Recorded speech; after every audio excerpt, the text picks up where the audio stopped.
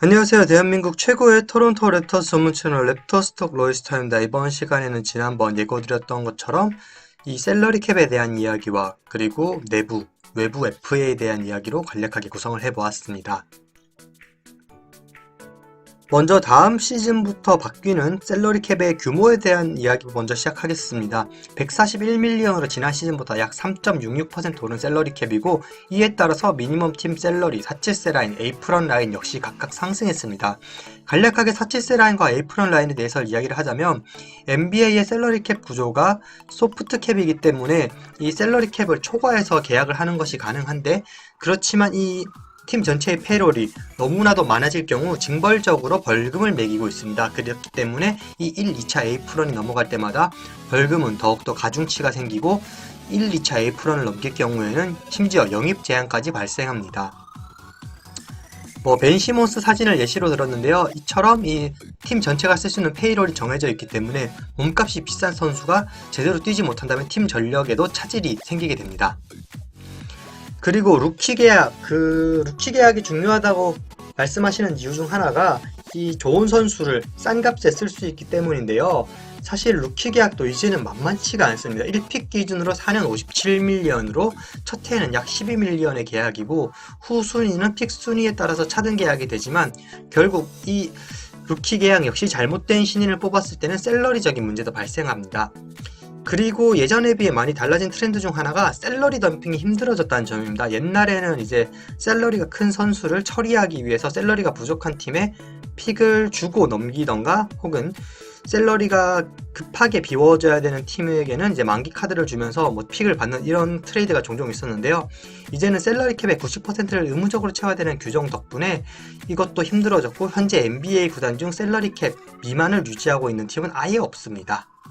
쉽게 요약하자면 예전보다 관리하기는 훨씬 더 어려워졌는데 다들 잘한다 라고 할 수 있겠습니다. 추가적인 설명을 하자면 캡홀드라는 개념이 있습니다. 이 캡홀드가 조금 애매한 개념인데요. 쉽게 말하면 예약된 셀러리라고 할 수 있겠습니다. 예를 들어서 FA 선수가 FA 계약이 아닌 플레이어 옵션을 발동시킨다던가 버드 권한을 발동한다던가 했을 때 발생될 셀러리, 혹은 드래프트 픽을 뽑았을 때 선수들의 연봉 셀러리, 오퍼시트 등을 이야기하고, 어디까지나 예약 셀러리이기 때문에 이 캡홀드가 그대로 지켜질지 안 지켜질지는 구단이나 선수의 결정에 따라 바뀔 수 있습니다. 그리고 이제 NBA판 재난지원금이라고 제가 재밌게 설명을 드렸는데요. 인컴플리트 로스터 차지라는 게 있습니다.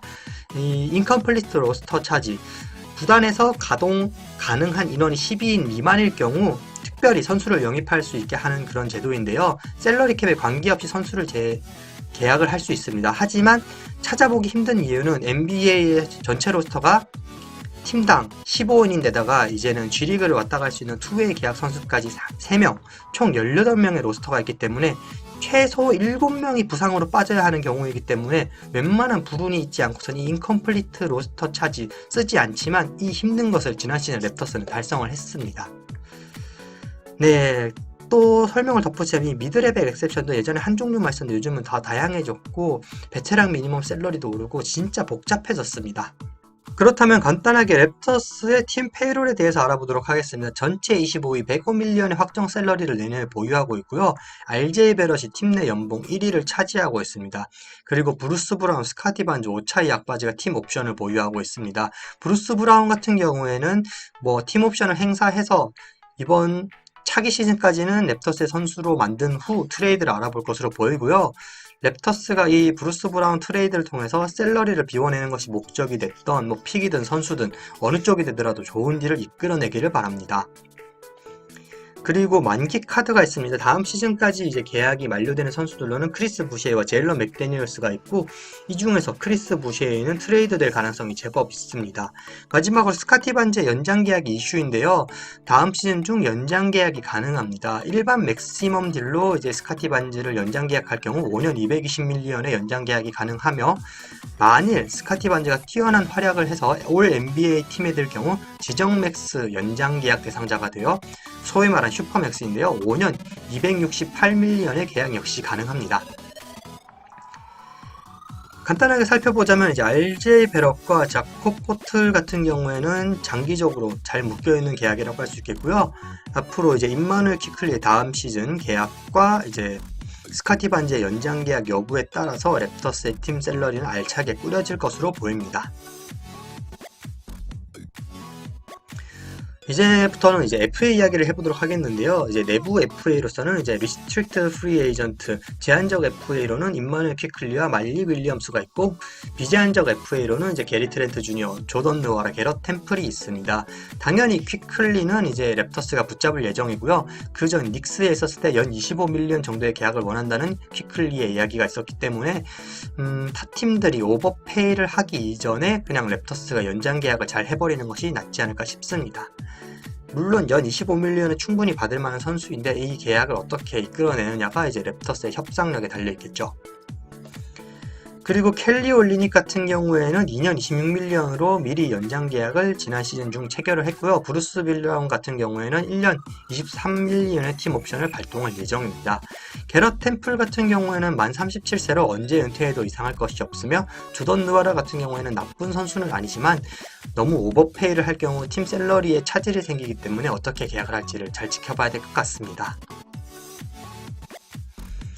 게리 트렌트 주니어 같은 경우는 사실 지난 시즌이 끝나고 FA가 되었지만 플레이어 옵션을 발동하면서 FA 재수를 선택했습니다. 하지만 올 시즌 활약이 굉장히 나빴고, 어찌되었건 게리 트렌트 주니어와의 재계약은 게트주가 버드 조항 대상자이기 때문에 샐러리 캡을 초과해서 계약하는 것은 가능합니다. 그리고 게리 트렌트 주니어를 내년 시즌에 팀에서 쓰는 것이 애매할 경우 사인 트레이드를 통해서 사인한 후 트레이드를 하면서 부족한 포지션을 보강하는 것 역시도 랩터스가 택할 수 있는 선택지 중 하나입니다. 게리 트렌트 주니어와 재계약을 해서 팀에 앉혀서 반등을 바라보는 것도 옵션이고 사인앤 트레이드도 옵션이지만 어찌되었건 프레드 벤블릿의 사례처럼 빈손으로 내보내는 일만큼은 없었으면 하네요. 그리고 외부 FA에 관한 이야기를 잠깐 해보도록 하겠습니다. 사실 FA 영입은 잘하면 팀 전력을 순식간에 끌어올릴 수 있기 때문에 오프시즌의 꽃이라고 할 수 있겠는데요. 레이커스 같은 경우에도 부침세를 겪다가 르브론을 영입하면서 우승도 맛보고 다시 한번 인기를 끌어올리는 등 제대로 효과를 봤죠. 그렇지만 랩터스는 팀 역사적으로 봐도 FA로 큰 재미를 못 봤는데요. 반면에 실패 케이스로는 랩터 스톡을 2-3주 연재해도 가능할 만큼 많은 실패를 맛봤습니다.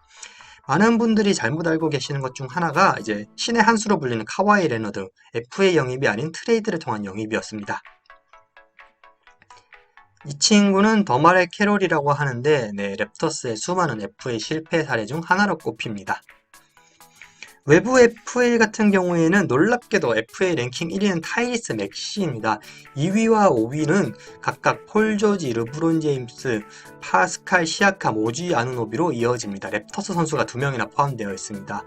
의외로 근데 이번 시즌 FA들 대여급에서는 별 이동이 없을 가능성이 높습니다. 폴 조지가 필라델피아 76서스에 관심을 받는다는 이야기가 있지만 르브론이 레이커스와 재계약을 할 수 있다는 가능성이 굉장히 높다고 알려져 있고, 파스칼 시아캄과 오지 역시 별 이변이 없는 한 지금 소속팀과 재계약을 할 예정이라고 합니다.